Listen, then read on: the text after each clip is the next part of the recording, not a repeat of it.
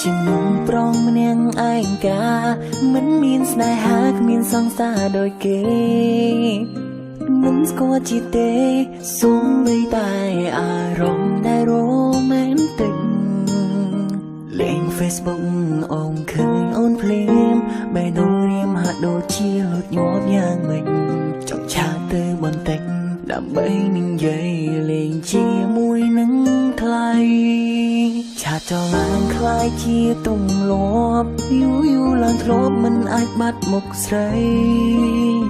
យ៉ាងណាមួយថ្ងៃត្រូវតែបានឮសំឡេងអូនមួយម៉ាត់កាន់តែស្រឡាញ់អូនខ្លាំងហើយវេលាល្អមួយបងនឹងសារពីប្រាប់សង្ឃឹមឆាប់យើងនឹងក្លាយជាសង្សាររត់ណាយណាក្មេងនៅ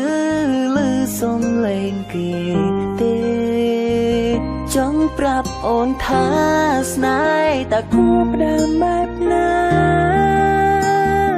នឹងអូននឹងក្មេងឬបើសិនស្អែកឬរីផ្លែឆាតផងណាប្រាញ់ស្អែកបើមិនឃើញសារប្រយ៉ាន់ណា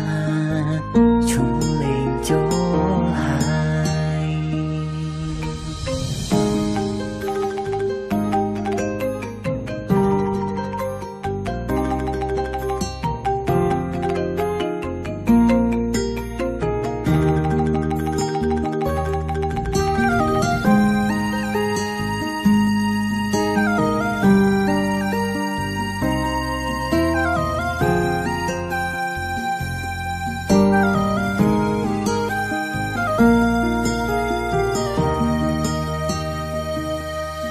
ឆាតចោលឡើងคล้ายជាទម្លាប់យូរឡើងធ្លាប់មិនអាចបាត់មុខស្រី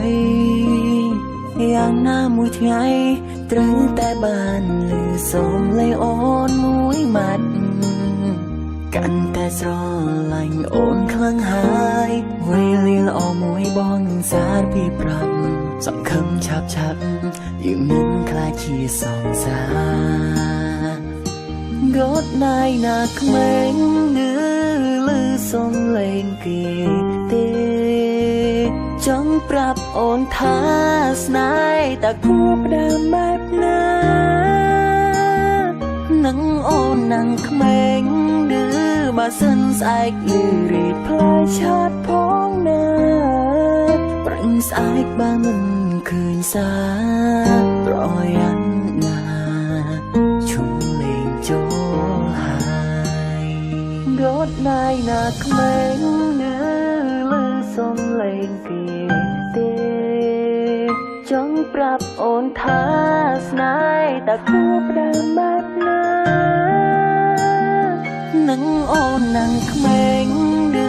បើសិនស្អែកឬរីផ្លែឆាតផងណា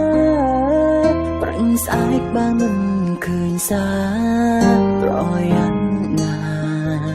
ឈុំលេងចូលហើយប្រាញ់ស្អែកបើមិនឃើញសារប្រយ៉ាន់ណា